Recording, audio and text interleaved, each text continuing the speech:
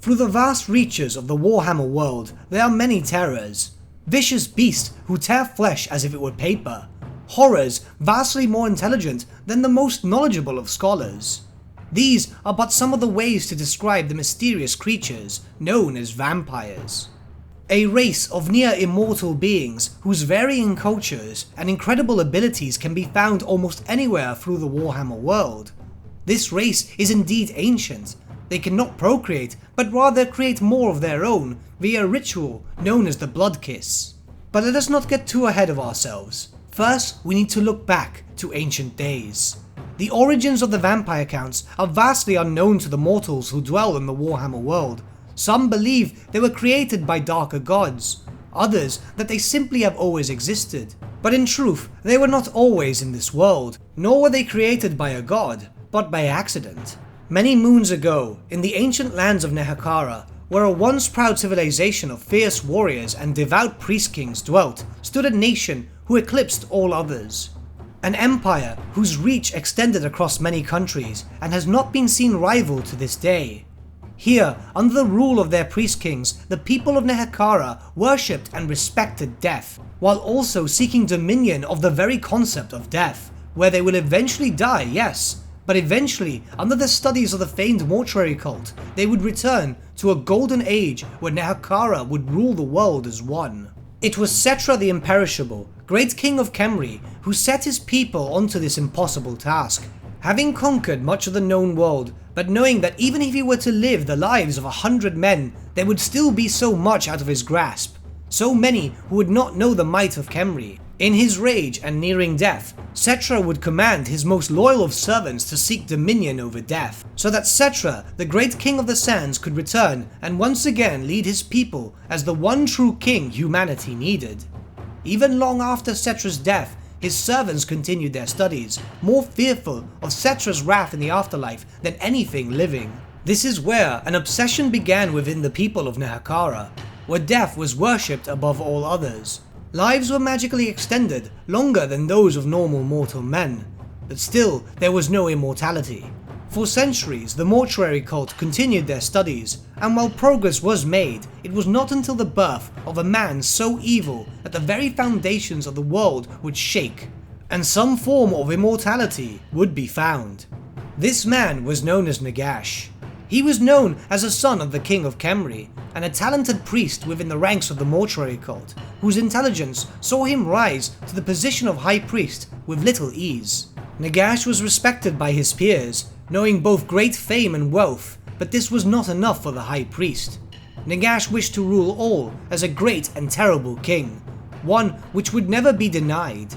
His devout obsession of death and influencing nature quickly gained him a legion of followers, as he further enhanced his abilities by learning of and mastering the winds of magic under the tutelage of some dark elven slaves. Nagash learnt the art of necromancy, and using his newfound powerful abilities, he took control over Khemri, killing his brother, who in his mind was not fit to rule over the great city. It was during this time that Nagash did what all others could not. He created a powerful elixir, that of which would grant everlasting life.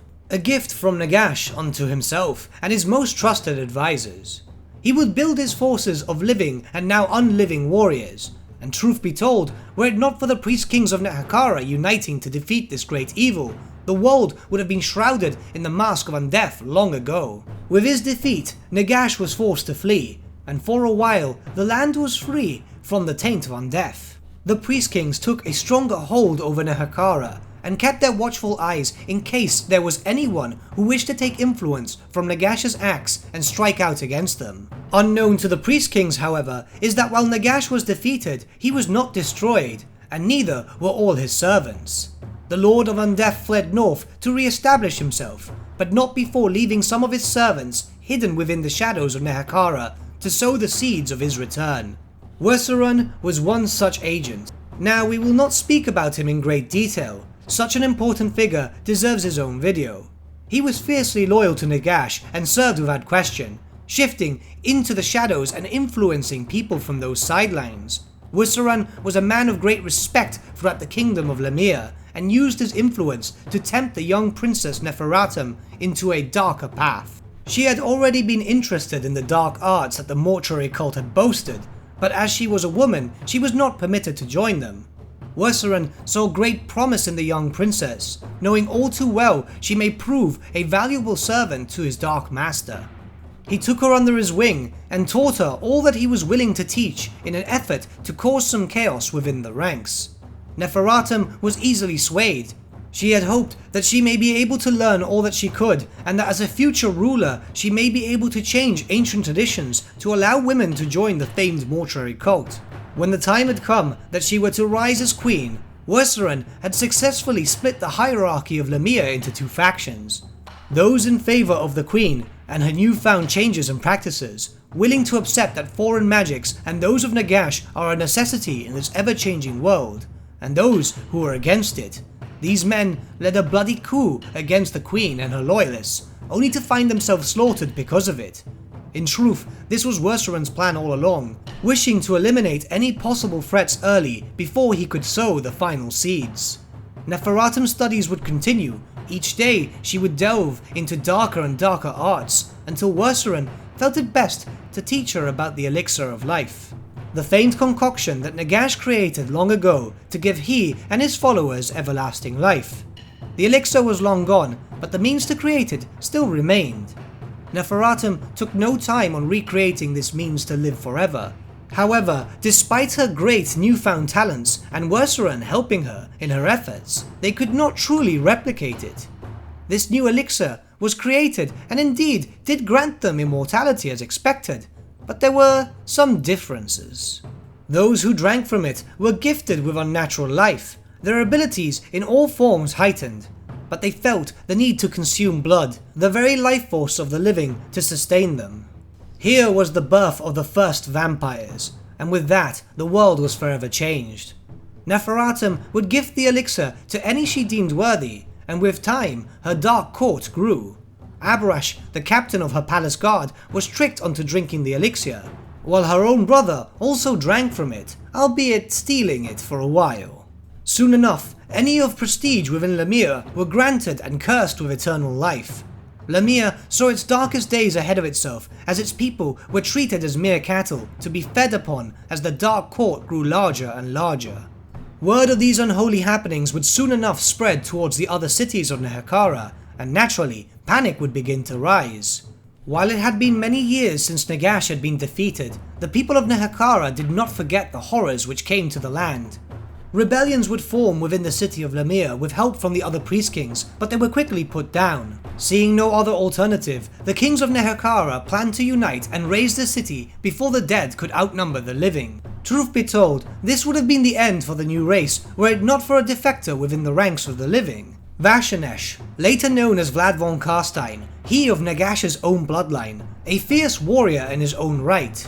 He dreamt of power like no other, and knew that only the beautiful Blood Queen herself could give him what he wanted.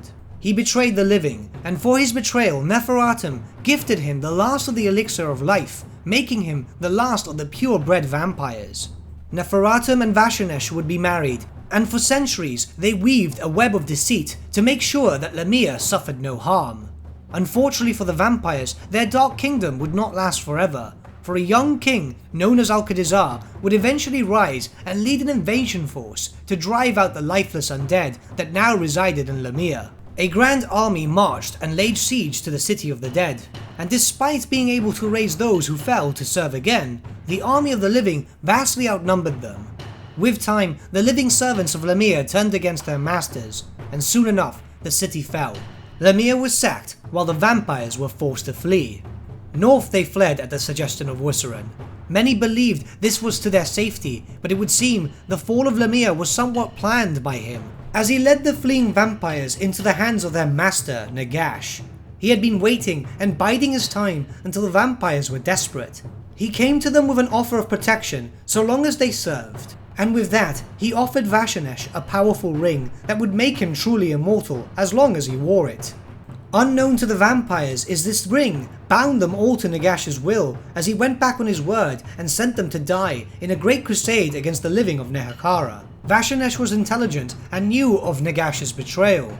Not willing to let the entire vampire race be destroyed by Nagash's will, Vashanish elected to sacrifice himself in order to release the bindings that controlled the vampires, hoping that Nagash was true to his word and the ring would eventually bring him back. Vashanish willingly destroyed himself upon Al-Qadizar, and with that the vampires were released and Nagash's armies were defeated. It was here that Nagash set upon a curse upon the vampires, that they should suffer during the daylight. And it is here that we'll also be finishing off this video. Essentially, I wanted to do a small intro for this because now the story of the vampires is divided. And rather than just adding in specific little sections for each bloodline, I wanted to go about their story as soon as they fled from Nagash. So within the next few coming lore videos, we're going to be exploring the history of the Blood Dragons, the Necrach, the Strigoi, and all the other bloodlines in their own separate videos.